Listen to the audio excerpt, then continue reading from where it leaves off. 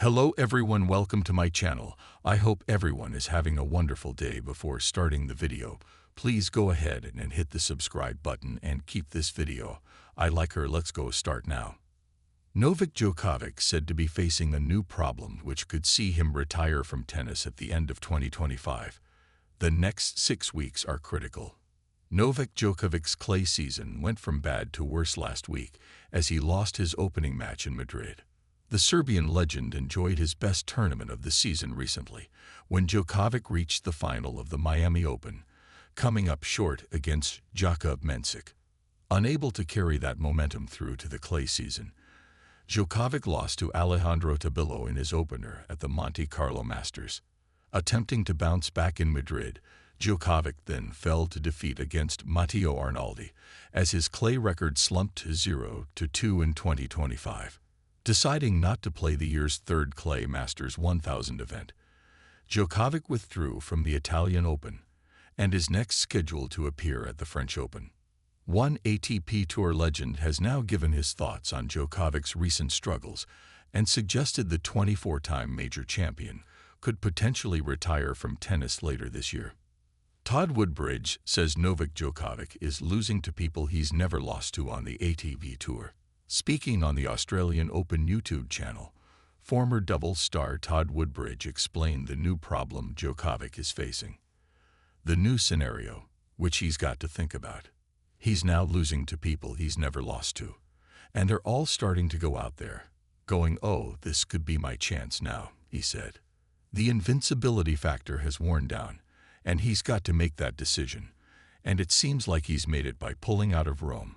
"I'm going to go on what I've done before. I'm going to go on my reputation, my aura, into Roland Garros, and see if I can pull that off." But it's hard because physically, you can see he's not bouncing back the way he was before. Woodbridge believes the next few months will be critical for the future of Djokovic's tennis career. These next 5-6 weeks are critical for Novak Djokovic, he said. If he can perform well in Paris, we'll see him stick around. If he doesn't, Wimbledon, most definitely he's a contender and he'll be there. But then I think the rest of the season, his future, we're going to have to wait and see what he decides to do. Ultimately, given the way he has spoken in the media, we may be looking at a time where we see him join Rafa, Nadal, and Roger Federer. The game will have moved on past one of the greatest eras of all time.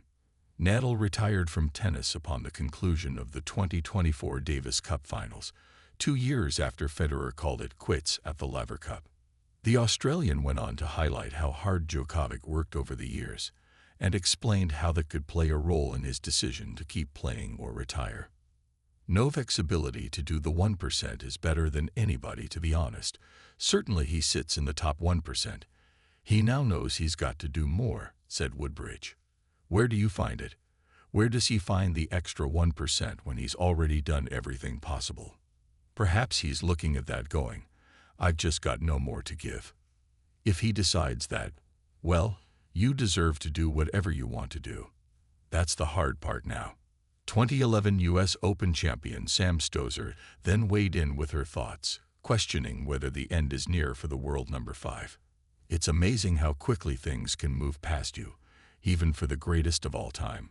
Arguably, probably, we're definitely at that crossroads of, all right, is this the time? She said. Which you think is unfathomable, that you could ever get to that point. Todd Woodbridge says Novak Djokovic's defeat to Jakub Mensik in Miami highlighted a big issue. Woodbridge also noticed something in Djokovic's defeat to Mensik earlier this year, which worried him. "When I watch him at the moment, he's still winning matches, but if you go back a few years, he was never bullied within a rally around the court. You'd see him in the corners, and you know he could be flat out, and he'd still be making balls and move back into neutral," he said. If you go back and you have a look at the opening set against Jakub Mensik in Miami, he couldn't do that. He was being blasted through the corners.